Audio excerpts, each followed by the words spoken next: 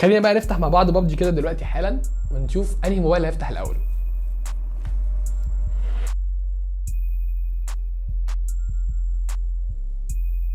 حرفيا دول اقوى موبايلين في العالم. لا ده بجد والله، يعني ده اقوى موبايل عليه اي او اس في العالم كله ايفون 13، وده اقوى موبايل عليه اندرويد في العالم كله شاومي 12. احنا بقى في الفيديو ده جايين نعمل ايه؟ احنا جايين نعرف مين الاقوى فيهم، فاهم؟ يعني حرفيا هنقارن بين الموبايلين دول من حيث كل حاجه فعلا، ديزاين كل موبايل فيهم والماتيريال اللي مستخدمه في كل موبايل وشاشه كل موبايل فيهم والكاميرات كواليتي التصوير نفسها في الموبايلين وتجربه الاداء بقى بين الموبايلين دول، وهي اهم حاجه اصلا هنعملها النهارده وانا متحمس لها جدا على فكره. المهم قبل اي حاجه كده اعمل لايك تقدير للمجهود ده، يعني مش هقول لك تعمل سبسكرايب، يعني انت لو مش عارفني فاهم فانت هتعمل سبسكرايب لوحدك، بس برجوله اعمل لايك للفيديو برجوله عشان بجد فعلا مجهود ابن الذين محطوط في الفيديو ده. من غير كلام كتير كده خلينا نبدا في الفيديو على طول.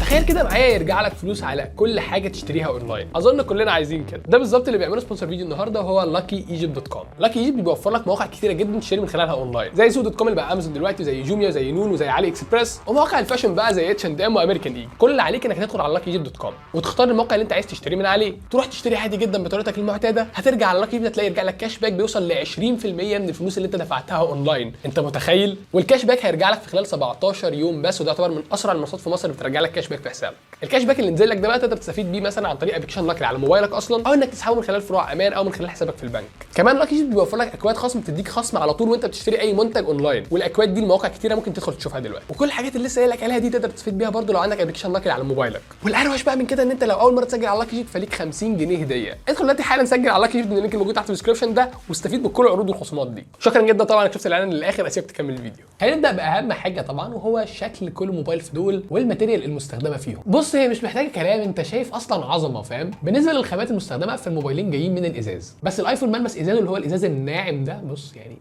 حاجه سموث جدا كده، انما شاومي خدت لوك الازاز المتصنفر ده، اسمع كده، بس بصراحه ملمسه جامد جدا في الايد. طبعا حواف كل موبايل فيهم من المعدن مديلك ماسكه بريميوم مش طبيعيه، مش هتمسك موبايلات اجمد من كده، فاهم؟ ايوه. مرورا بقى بشكل الكاميرات، هقول لك على حاجه، شكل الكاميرات اللي في الشاومي 12 بصراحه جامد قوي يعني. لا وشكل ايفون 13 مميز جدا، يعني اللي هو حرفيا اي حد بيشوفه في ايدك هيقول لك ده ايفون 13، يعني مش محتاجه كلام، مفيش موبايل جايب الديزاين ده. انا بحب بصراحه الاختلاف جدا، وعشان كده انا رايي ان الايفون 13 شكله اروش. عادي هي اختلاف اراء، ما فيهاش حاجه، الديزاين دي يعني رايي ورايك. تاني حاجه عايزين نتكلم عنها طبعا هي الديسبلاي او شاشه كل موبايل من الموبايلين دول، وعايز اقول لك ان هما من اقوى الشاشات اللي في العالم، خلينا متفقين يعني. بالنسبه للايفون فهو جاي بشاشه سوبر ريتنا اكس دي ار اوليد ديسبلاي، شاشه بالوان خرافيه، شاشه بريفريش ريت 60 هرتز 60 هرتز. شاشه الايفون 13 60 هرتز عادي، فاهم؟ موبايل غالي فشخ وعادي ب 60 هرتز، تمام. فهنركنه على جنب، سيبك منه طبعا لان هو مش هيكسب في الشاشه ب 2 جنيه اصلا. عندك الشاومي 12. الشاومي 12 بقى جاي بشاشه اوليد برضو، شاشه 120 هرتز. 120 هرتز يعني بقى سرعه تنقل ما بين ابلكيشنز مش طبيعيه، يعني انت الدنيا بتجري معاك.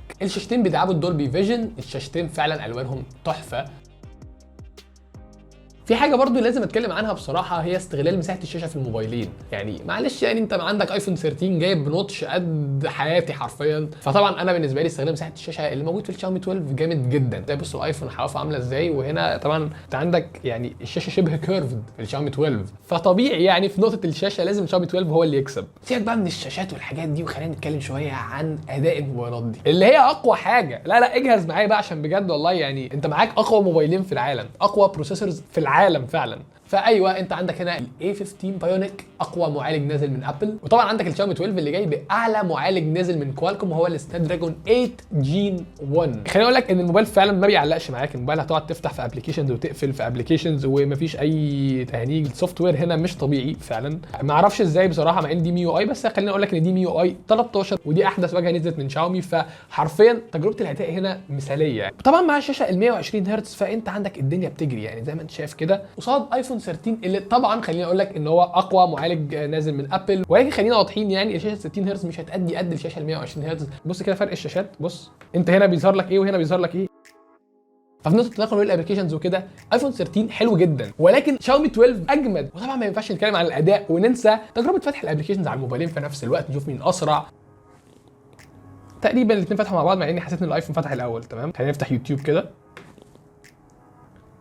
يوتيوب فتح الاول طبعا في الشاومي 12 فرق حبه حلوين. خلينا بقى نجرب اهم حاجه وهي تجربه فتح ببجي على الموبايلين مع بعض. وحرفيا التست ده لما بعمله ما بين اي موبايل اندرويد واي او اس بيطلع نتائج غريبه جدا انا ما ببقاش متوقعها. وعايز اقول لكم كمان ان انا ما جربتش التست ده قبل ما اعمل الفيديو، فاحنا هنجربها دلوقتي حالا مع بعض لايف. خلينا بقى نفتح مع بعض ببجي كده دلوقتي حالا ونشوف انهي موبايل هيفتح الاول.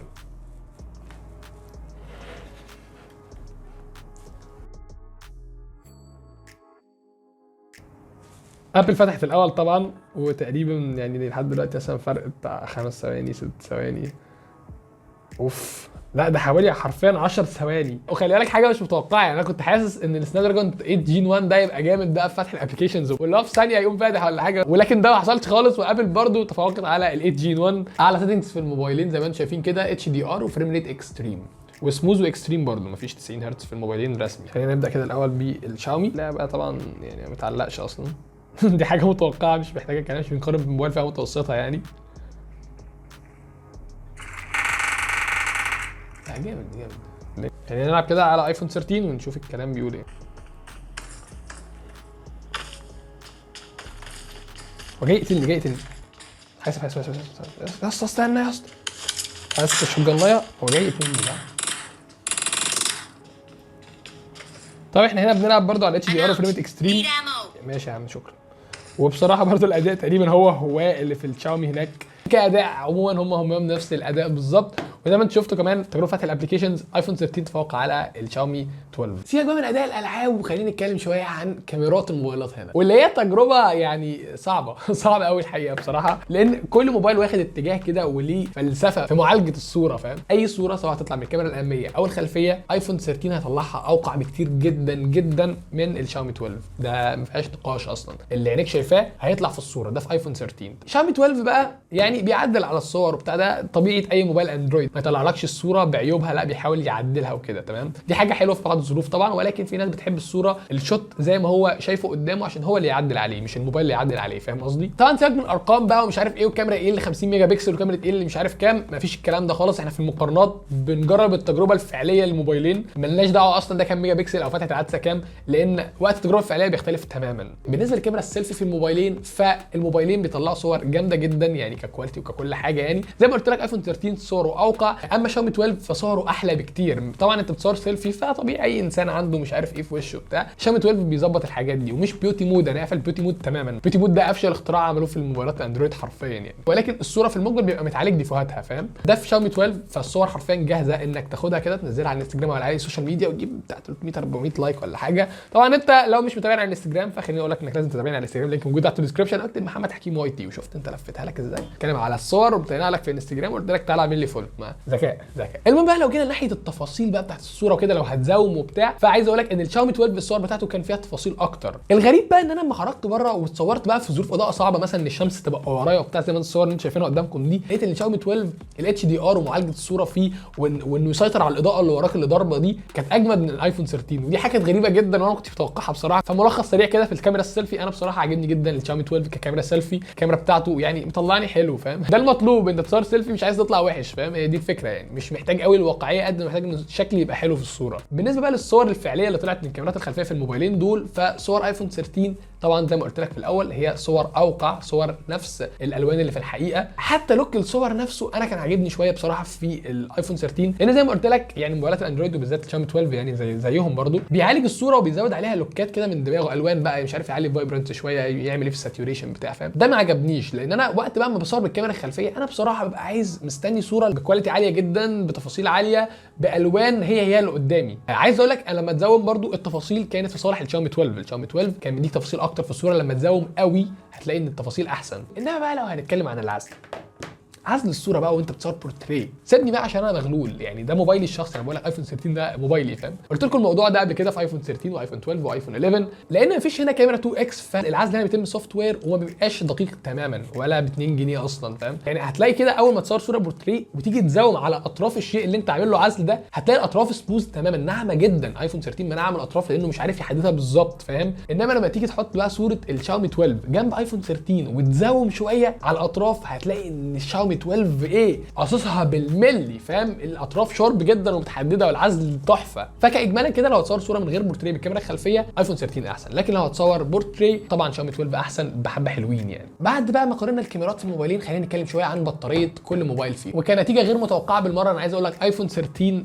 توب يعني بجد والله. دي حاجه فاجئت منها انا اصلا بعد ما جربت الموبايل ده، بيكمل معاه اليوم مستريح جدا، وخصوصا ان شاشته 60 هرتز فهي اصلا شاشه تعبانه فاهم، فما بتستهلكش ما بتحرقش بطاريه، موفره جدا بنت اللذين. الشاومي ما بيقعدش كتير فاهم، يعني لو ضغطت عليه في الاستخدام على طول هتلاقيه بيفصل بسرعه. اظن لو انت هتستخدمه من اول ما تصحى كده فممكن على اخر النهار تلاقيه فصل فاهم، مش هيكمل معاك اليوم مستريح كده. وده طبعا لان انت عندك شاشه جامده جدا، شاشه ب 120 هرتز. 120 هرتز يا جدعان حريقه بطاريه طبعا. بس في نقطه مهمه جدا بقى في البطاريه لازم اقول لك عليها، الشحن السريع. يعني دي حاجه تخلينا نرمي ايفون 13 ده في اقرب نقله بزباله عادي فاهم. معلم انت عندك الشاومي 12 هنا بيدعم شحن سريع 67 واط، بيشحن من 0 ل 100% في تقريبا 40 دقيقه، قصاد طبعا ايفون 13 اللي هو جاي بيدعم شحن يعني حوالي 23 واط، يشحن لك الموبايل في ساعه و10 دقائق، ساعه وربع في الحدود دي. ففي فرق كبير جدا بين الموبايلين. كمان الوايرلس تشارجنج فرق اعلى، يعني خليني اقول لك ان الشاومي 12 بيدعم وايرلس تشارجنج 50 واط، شحن سريع جدا يا جماعه على شاحن وايرلس فاهم. 50 واط ده يشحن لك موبايلك في ساعه تقريبا، وده حاجه جامده جدا يعني. ستيل برضه اسرع من ايفون 13 وهو بيشحن بسلك انت مدرك. انما ايفون 13 طبعا من الماك سيف بقى بيدعم شحن سريع باين 15 واط، يعني طبعا ما اسمهاش شحن سريع، اسمها شحن بيدعم شحن 15 واط فاهم، ما تقولش عليه سريع اصلا. 15 واط ده يشحن لك موبايلك تقريبا في ساعتين ل 5 ولا حاجه كده يعني. ومش بس كده كمان يعني شاومي 12 بيعلي على نفسه اكتر، وفي ريفرس وايرلس تشارجنج 10 واط، يعني ممكن شاومي 12 يشحن ايفون 13. تعال نجرب الموضوع ده دلوقتي كده. اشتغل خلاص. بص بقى اول ما احط ايفون 13 على ظهره، بص اللي هيحصل دلوقتي. اوبا ايفون 13 شحن يا جدعان روقان، بص من غير اي سلك من غير اي حاجه. خلينا نتكلم شويه عن سماعات الموبايلات هنا. الموبايلين جايين بسماعات ستيريو جامده جدا. خلينا نجرب صوت كل موبايل فيهم ونحكم مع بعض دلوقتي. بالمنظار شايفك واد قلوده، قلت لهم يقولوا لك بيعطلني بس ما عسفني ما تجيش واو لا بس لما اطلب. لا بقول لكم يا جدعان يعني بجد ايفون 16 اعلى كتير والبيز فيه اجمد بكتير قوي. انا ما توقعتش كده بصراحه يعني، كتجربه سماعات وصوت وكده فالايفون 13 اجمد. بعد كده عندنا السكيورتي اوبشنز بقى اللي بيقدمها كل موبايل. فانت عارف ان ايفون 13 عندك الفيس اي دي بقى، اول ما بتعمل كده على طول بيفتح معاك في ثانيه تمام. حتى لو انت بالليل مثلا والدنيا ضلمه وبتاع فبيعلي الاضاءه فيشوف وشك فيفتحها برده، دي حاجه جامده جدا. شاومي 12 هنا عندنا في بصمه تحت الشاشه فينجر برينت اندر ديسبلاي اللي هي الالتراسونيك، وعلى فكره سريعه جدا يعني. بص هي ما بتلحقش تاخد ثانيه حرفيا. بص هو الفيس اي دي جامد جدا وانا بحبه جدا على فكره وعملي قوي تمام. بس احنا في فتره وباء، في عندنا كورونا، فحضرتك لما يعني تبقى لابس الماسك بتاعك عادي جدا اهو وفي اي مكان بقى فاهم، في الكليه في اي حته، لو الموبايل ده مقفول انا مش هيتفتح قدامي.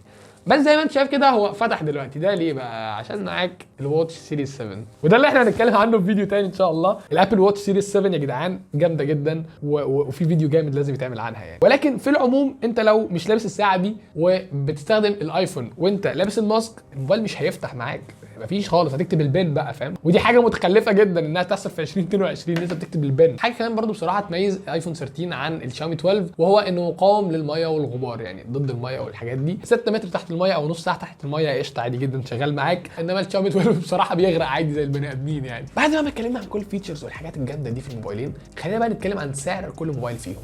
بص يعني انت عارف ان الايفون 13 بيتباع هنا في مصر ب 18000 جنيه 19000 جنيه، دي اسعار يعني مش طبيعيه. اما الشاومي 12 فبعد غلاء التجار فاهم على ما وصل لنا هنا في مصر فهو ب 16000 جنيه تقريبا، ممكن ينزل ل 15 14 عادي يعني. انما هو رسمي اصلا في الصين هناك ب 9200 جنيه، $580 بس في حين ان ايفون 13 رسمي اصلا هناك في امريكا تقريبا ب 13000 جنيه، فهو اغلى برده من شاومي 12. ففي نقطه السعر طبعا شاومي 12 يعني احسن كتير من ايفون 13، ارخص منه حبه حلوين وبيديك اداء متقارب جدا، ده لو ما كانش احسن في بعض الحاجات زي الشاشه وكده. ويعني لو هنعمل مقارنه انبوكسنج كده سريعه فعندك ايفون 13 ما شاء الله مش جاي معاه في العلبه غير شويه الورق ده والكابل ده بس كده. اما بالنسبه للشاومي 12 بقى فخلينا نفتح البيتو كده ونشوف ايه الدنيا. هتلاقي عندك البتاع بتاعت السيم كاردز دي، وعندك جراب جوه العلبه، في جراب للموبايل هنا اهو. هتلاقي عندك هنا برده راس شاحن، طبعا دي راس الشاحن 67 واط السريعه جدا، وعندك الكابل بتاع الشحن كمان. ومش بس كده، خليني اقول لك كمان ان الشاومي 12 عليه سكرين بروتكتور، مش عارف باينه ولا لا. فالموبايل حرفيا مش ناقصه اي حاجه، انت لو دفعت سعره هتاخد كل حاجه معاه فاهم، يعني مش هتدفع عليه جنيه زياده. طبعا لو عايز تشتري ايفون 13 او الشاومي 12 فاللينكات بتاعتهم تحت في الديسكربشن، ممكن تروح تشتري موبايلات عادي جدا يعني. وبعد بقى المقارنه دي كلها وكل الحاجات الحاجات دي. انا عايز اعرف رايكم بصراحه، اكتبوا لي تحت في الكومنتس، قولوا لي شايفين بعد المقارنه دي شاومي 12 احسن ولا ايفون 13. انا بقرا كل الكومنتس حرفيا وبرد عليها يعني، فقشطه انا عايز اسمع رايكم. اتمنى تكونوا فعلا انبسطتوا من المقارنه دي زي ما انا مبسوط جدا بصراحه، وكان نفسي اجرب الموبايلين دول مع بعض كده واشوف مين فيهم اجمل من الثاني. وبس كده يعني، كنت الفيديو يكون عاجبكم تبقى لايك والشير وسبسكرايب لحد يكون عايز بشكل كبير، ولا كان اخر فيديو جديد. بيس.